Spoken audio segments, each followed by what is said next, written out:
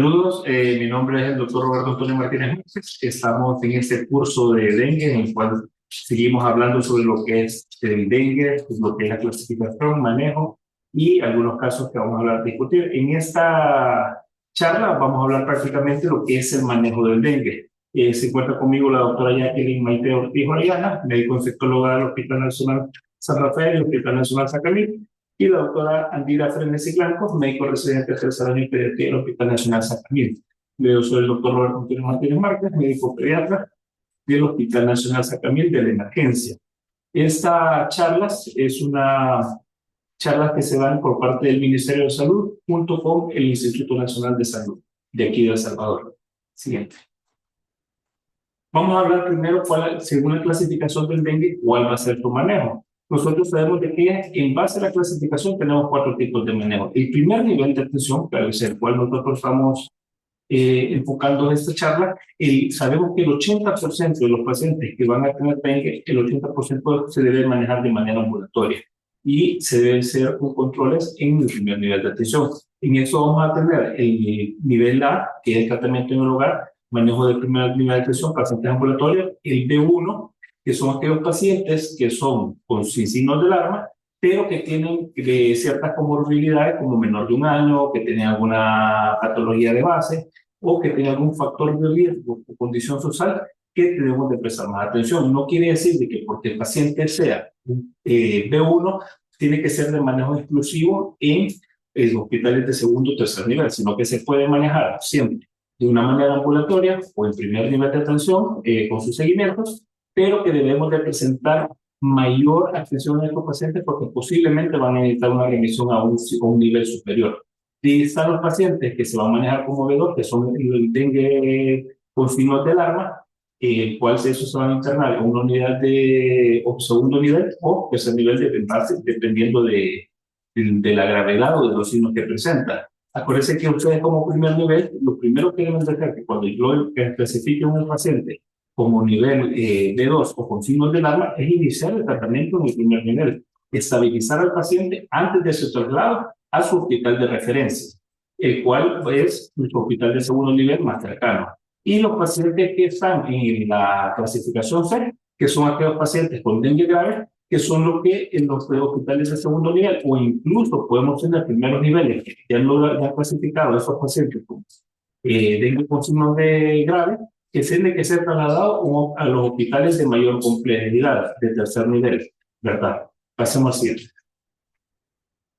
¿Cuál es el tratamiento del grupo A? Aquellos son los pacientes ambulatorios que se deben evaluar diariamente y por lo menos debe tener un hemograma en las primeras 72 horas. Eso creo que quiere decir de que no hay que correr con el hemograma, sino que lo más importante es evaluar el estado clínico del paciente. Acordémonos que en base a la clasificación, del dengue o la fisiopatología del dengue, sabemos que hay 3 fases. Está la fase febril, que es la que dura las primeras 72 horas, está la fase crítica, que empieza a partir del tercer día al sexto día más o menos, y después viene la fase de convalescencia. Entonces, todo paciente que no llegue a nuestro sistema de salud, ya sea que esté evaluado por personal de médico o de enfermería, debemos primero clasificar el paciente en qué fase nos llega el paciente.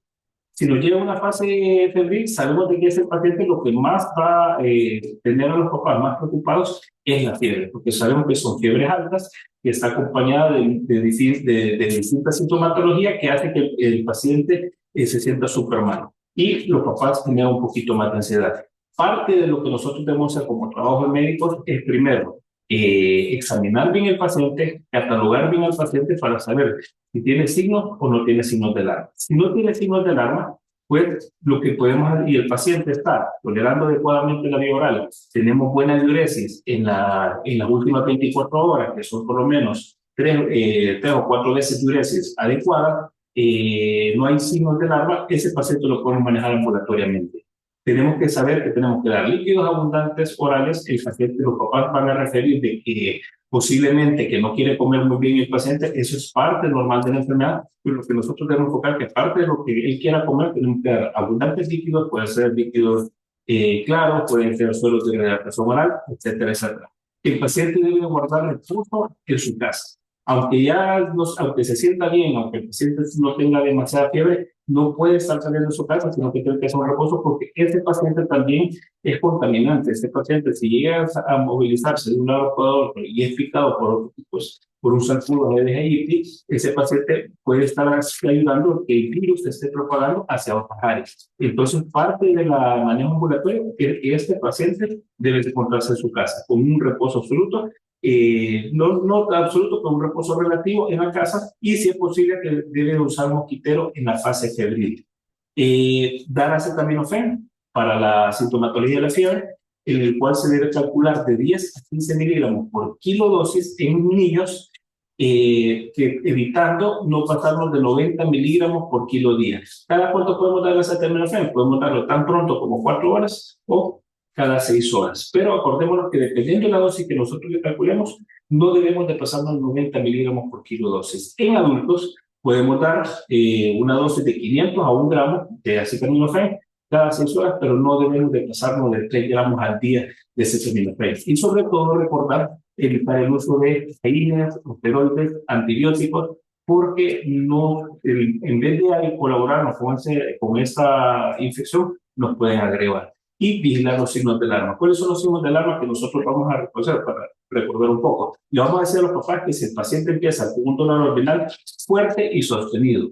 Acordemos, cuando nosotros hablamos de un dolor abdominal fuerte y sostenido, estamos hablando de un dolor abdominal que puede parecer un dolor tipo quirúrgico, que se acompaña, que puede haber de vómitos incoercibles, en el cual hablamos de más de 3 vómitos en 1 hora o más de 4 vómitos en 3 horas. Que si el paciente no está presentando una muy buena diuresis en las últimas 24 horas, si el paciente tiene alguna alteración neurológica, consultar inmediatamente a su primer nivel de atención para que sea evaluado por el personal médico. Y esas son las recomendaciones que vamos a dar. ¿Cada cuánto vamos a estar evaluando al paciente? Pues dependiendo de la evolución o cómo nosotros veamos al paciente, podemos estarlo reevaluando cada 24 a cada 48 horas. Y acordemos que por lo menos tener un hemograma corporal en las primeras 48 horas, el cual nos va a servir para ver cuál es el hematocrito basal del paciente, cuáles son los leucocitos basales del paciente y cuáles son las plaquetas basales del paciente. No hay que correr con el hemograma porque sabemos que en la fase febril el hemograma posiblemente no va a salir normal o vamos a tener, sino que en la fase crítica, que es a partir del tercer día, y en esos pacientes sí nosotros vamos a estar con el hemograma en cada 24 horas, porque sabemos que cuando empieza a pasar la fase febril es cuando aumenta el hematócrito, porque empieza la parte de fuga capilar y nos disminuye las plaquetas, que es lo que nos va a provocar problemas de asentamiento. Sí.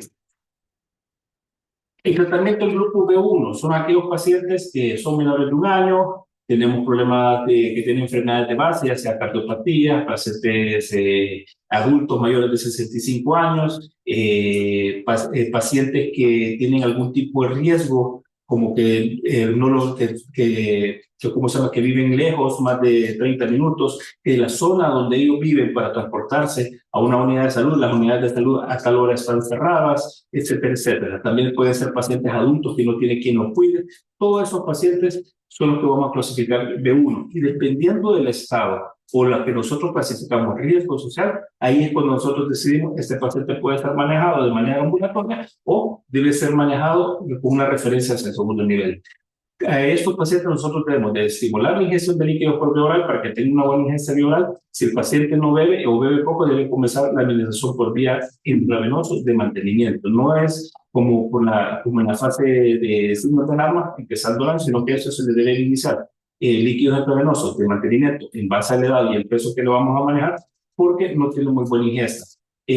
Una vez el paciente, si él no había tolerado, pero si está tolerando, hay que iniciar el suero de readaptación oral lo más pronto posible y vigilar los signos del alarma. Y siempre en esos pacientes exclusivamente estar reportando regresos. Aquí la doctora Jacqueline Ortiz va a hablar ya prácticamente de cómo hacer el manejo de los dengues con signos de alarma. Bueno, vamos a tocar unos puntos claves para el manejo del dengue con signos de alarma. Aquí es importante identificar cuáles son los signos de alarma. Idealmente tienen que tomar un hemograma previo a iniciar la hidratación, pero esto quiere decir que si usted no puede tomar un hemograma previo a iniciar la hidratación del paciente, esto no va a retrasar que usted le inicie el tratamiento al paciente.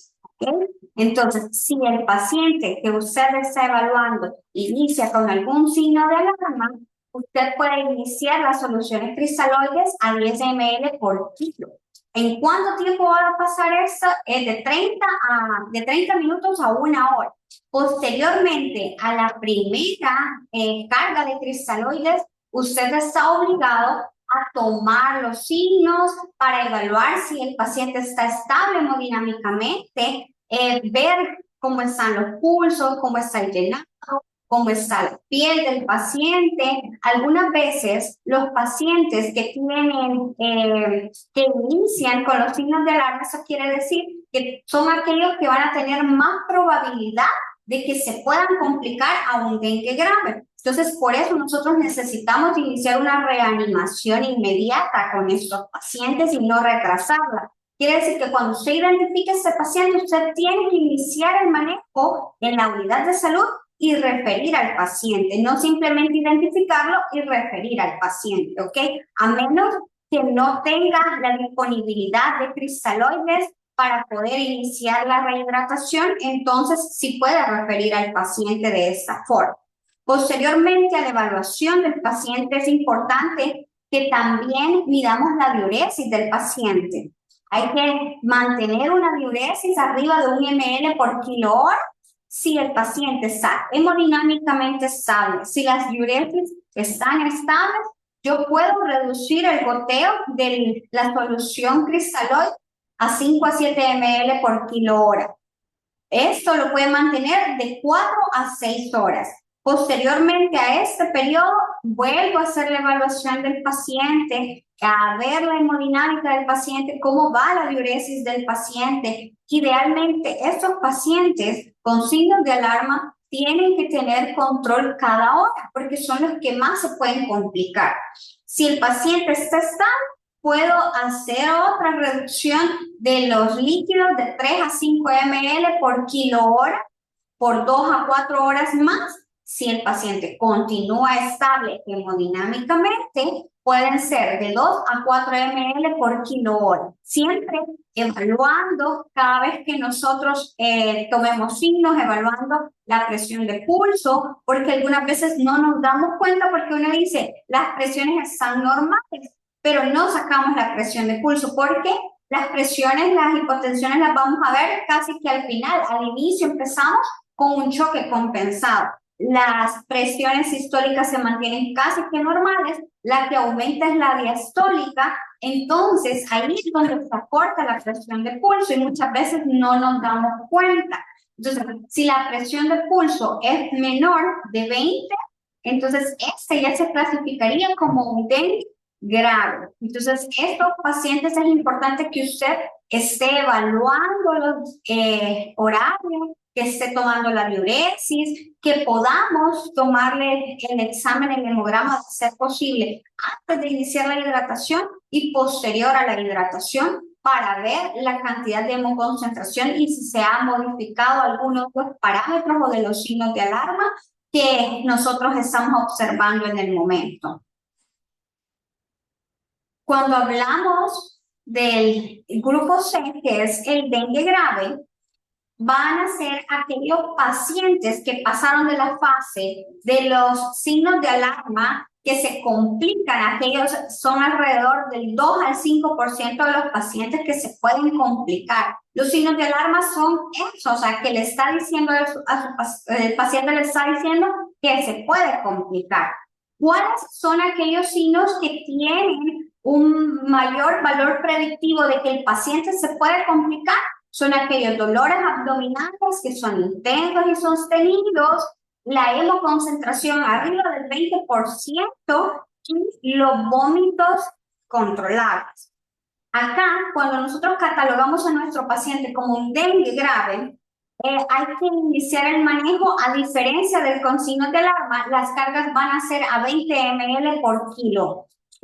El tiempo se reduce, puede pasarla de 15 a 30 minutos, porque usted lo que necesita es recuperar la volemia del paciente, porque la mayoría de los choques por dengue son por hipovolemia. Entonces usted tiene que intentar recuperar al paciente lo más pronto posible. Entonces, puede iniciar la primera carga con los 20 ml por kilo hora, a pasar de 15 a 30 minutos, evalúa al paciente, hay que tomar presiones, frecuencia cardíaca, si el paciente ha orinado. Si hay una mejoría, usted puede hacer la reducción de los líquidos, como ya lo vimos, en el dengue con signos de alarma, puede ser a 10 ml por kilo, vuelve a hacer toda la evaluación a 5 ml por kilo y hacemos todo el destete. Pero en el caso contrario, que el paciente no mejore con la primera carga y que persista la mala perfusión, el llenado capilar prolongado, entonces yo puedo administrar una segunda carga a 20 ml por kilo. ¿Cuántas cargas yo puedo iniciar en este paciente? Máximo 3 cargas, ¿ok? Para lograr estabilizar. Y eso lo puede hacer en el transcurso de lo que usted traslada al paciente de su unidad de salud al hospital más cercano, ¿ok? Porque el manejo posterior ya va a ser el manejo hospitalario, que si el paciente no mejora con las 3 cargas, necesita un manejo con coloides posteriormente a las aminas, ¿ok? Pero lo que usted necesita es hidratar al paciente para evitar la hipovolemia, porque la hipovolemia es la causa de la extravasación del plasma. Entonces usted necesita estar recuperando al paciente. Este manejo usted lo puede iniciar perfectamente en la unidad de salud. Si usted identifica al paciente que está hipotenso, que está mal perfundido, que tiene un llenado capilar prolongado, algunas veces hay que hacer la diferenciación en qué fase se encuentra el paciente. Aquí es importante que usted se pregunte si el paciente que usted está evaluando cumple la definición de dengue, en qué fase de la enfermedad se encuentra el paciente, si está en fase febril, en fase crítica o en fase de convalescencia, porque algunos pacientes que todavía se encuentran en la fase febril pueden tener algunos signos que se pueden confundir como mala perfusión, que pueden tener la piel moteada, el llenado prolongado y las extremidades frías, pero se debe a la vasoconstricción provocada por la fiebre. Entonces aquí es de identificar en qué etapa está el paciente para saber si estamos frente a un paciente con un dengue grave que se puede complicar si yo no inicio la reanimación, o un paciente que puedo seguir manejando en la unidad de salud. Acá podemos observar el algoritmo que nos presenta la OPS, que es lo que ya hablábamos, que hay que plantearse. Si el paciente cumple la definición de caso, entonces yo me respondo, ¿qué fase está el paciente? ¿Febril, crítica o de recuperación? ¿El paciente tiene algún signo de alarma? ¿Cuál es el estado hemodinámico y la hidratación del paciente? ¿Está chocado? ¿Tiene alguna enfermedad de riesgo o alguna condición que me pueda complicar el diagnóstico y el paciente requiere hospitalización? Entonces lo voy a clasificar según la gravedad, como ya vimos. En dengue sin signos de alarma, como ya había dicho el doctor, que se puede manejar de manera ambulatoria, se van a clasificar en grupo A, que esos son los pacientes que no tienen riesgo, y el grupo B1, que son aquellos pacientes que incluso pueden ser manejados en casa, pero tienen algún riesgo, que tienen alguna enfermedad de base o viven lejos o tienen algún otro factor que los papás a veces no comprenden mucho. Entonces, esos pacientes ya tienen un factor. Entonces, usted tiene que evaluar si es posible que siga el manejo en la unidad de salud o en algún hospital de segundo nivel donde pueda ser observado por 24 o 48 horas. De ahí la clasificación de dengue con signos de alarma, que va a ser manejado como grupo B2, que ese sí tiene que ser referido a los hospitales de segundo nivel. Y el dengue grave, cuando usted identifique alguna alteración hemodinámica, algún sangrado grave, porque muchos pacientes pueden estar sangrando también, independientemente del número de plaquetas que ellos tengan, pueden tener sangrado y esto los descompensa mucho más rápido. Entonces, estos pacientes deben ser referidos no a un segundo nivel, sino que a un tercer nivel, que dispone de una unidad de cuidados intensivos. Es importante también en nuestro medio que podamos hacer diagnósticos diferenciales con otras enfermedades, porque no solamente circula el dengue, sino que también circula chicks, circula Zika, influenza, COVID, hepatitis, leptospirosis. Entonces hay que hacer una gran gama de diagnósticos diferenciales porque no solamente tenemos el dengue. Entonces hay que ver si realmente el paciente cumple la definición de caso sospechoso. Bueno, para continuar con los criterios de referencia, esto es muy importante porque no significa que todo paciente que nosotros cataloguemos como dengue tiene que ser referido a un segundo o tercer nivel de atención.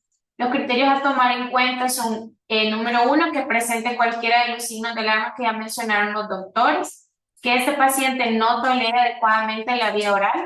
Esto no es solamente mientras está en la de atención de primer nivel y presente un vómito, significa que no tolera la vía oral. Tenemos que observar y poner todo lo que es el plan de hidratación o el plan A para ver si este no lo tolera, pues debe ser referido al segundo nivel de atención. La ausencia de diuresis por más de 6 horas, esto ya va incluido también en lo que son los signos de choque o incluso durante la evaluación del estado hemodinámico de estos pacientes.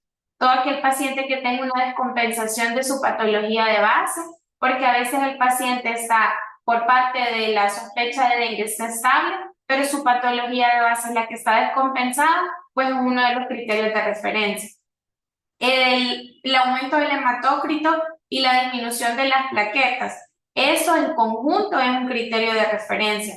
No solamente porque tenemos un aumento del hematócrito significa que lo vamos a referir. Tienen que estar tanto la disminución de las plaquetas como el aumento del hematócrito. Y esto comparado con el hematócrito basal del paciente. Es por eso que es importante tener un hemograma inicial para poderlo comparar y no basarnos en cuanto a las tablas, porque vamos a tratar pacientes, más no exámenes de laboratorio. Entonces, ese sí es muy importante a tomarlo en cuenta, que es ambos los que deben estar presentes para considerarlo un criterio de referencia. Y los signos de choque, que son los que nosotros podemos observar una vez estemos evaluando cada hora, cada 2 horas al paciente mientras esté en el establecimiento de primer nivel de atención. Están también los criterios de alta, porque no todo paciente que esté catalogado como dengue significa que va a tener necesidad de un ingreso hospitalario. Nosotros desde el primer nivel de atención de salud también podemos tener criterios de alta.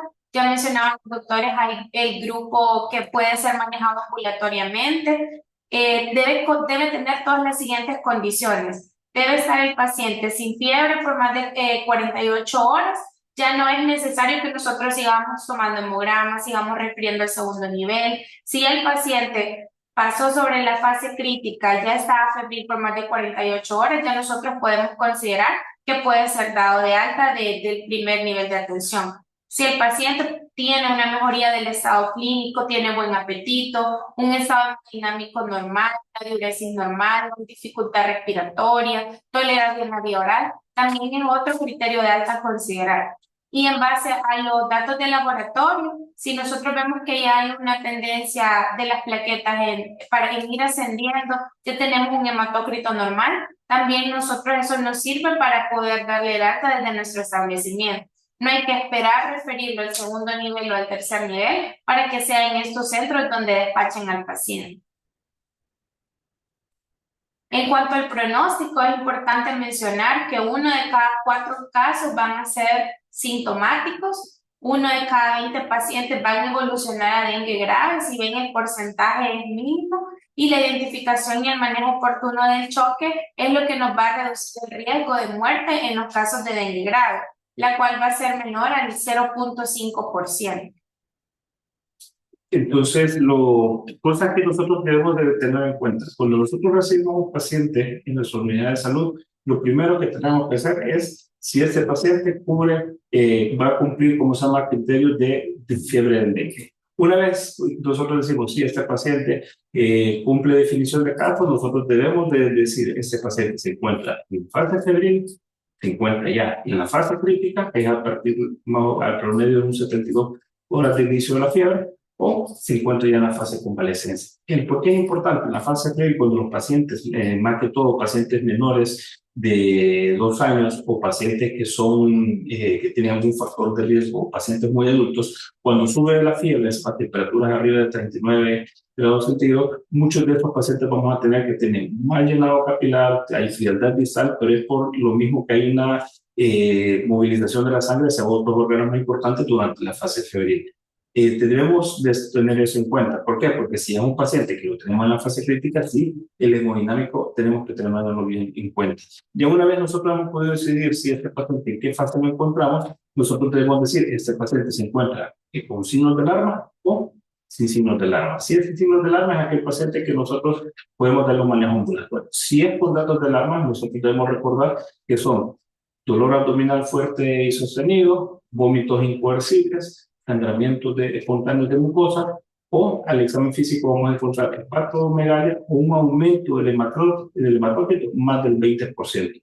¿Cómo vamos a tomar eso? Pues por eso debemos de tener un hematócrito basal para ver si el hematócrito basal con el hematócrito cuando empiezan los signos de alarma hay un aumento por lo menos de más del 15 al 20% para decir que hay una concentración. Una disminución de las plaquetas de menos de 120.000 plaquetas. Eso sí que...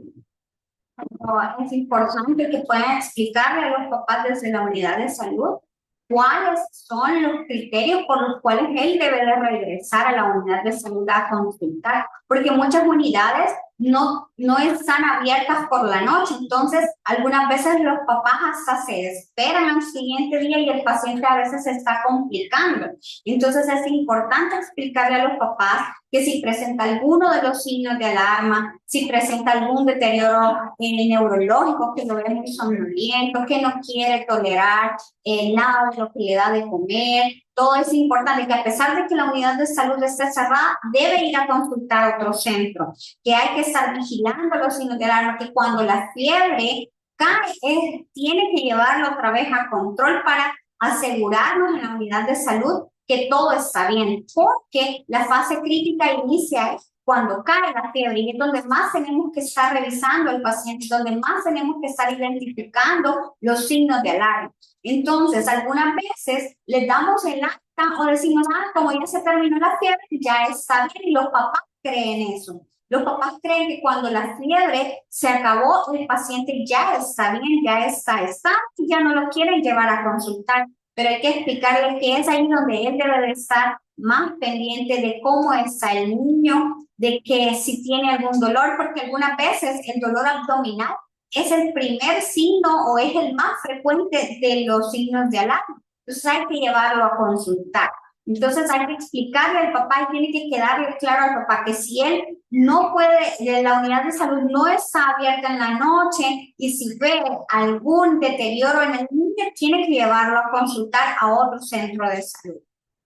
De ahí es bien importante recordar que nosotros como personal de salud estamos en la obligación de nosotros explicar sobre la enfermedad a todos los familiares, explicarle cómo de qué trata esta enfermedad, cuáles son sus probables complicaciones, cómo es la evolución de esta enfermedad, explicarle bien cómo son los signos de alarma, explicarle bien cómo tiene que hidratar bien a los pacientes, si lo vamos a manejar de una manera ambulatoria. ¿Por qué? Porque si nosotros no lo hacemos o vemos que lo estamos haciendo, pero que el familiar tampoco no lo vemos que va a ser capaz de hacer eso, también es un signo de alarma para que nosotros refiramos al siguiente nivel a estos pacientes. Y el reporte epidemiológico, que es siempre importante, independientemente sea sin signos de alarma o con signos de alarma, el paciente debe ser reportado desde el primer nivel donde tuvo la primera atención. Y también, como mencionaban los doctores, el manejo se puede iniciar perfectamente desde el primer nivel de atención. No hay que esperar que llegue a un segundo o un tercer nivel para iniciarle su manejo, que como ya vimos son el inicio oportuno de los líquidos endovenosos. Y todo paciente que nosotros iniciamos manejo, antes de transportarlo al siguiente nivel, debemos de asegurarnos de estabilizar ese paciente. Si nosotros captamos un paciente que ya está con signos de alarma o incluso con un dengue grave, nosotros debemos iniciar el tratamiento y estabilizar ese paciente en lo que se transporta a un segundo nivel. Entonces, cualquier duda, vamos a estar siempre a la orden. Y en la siguiente charla vamos a tocar algunos temas de prácticamente casos para tratar de despejar algunas dudas. Muchísimas gracias.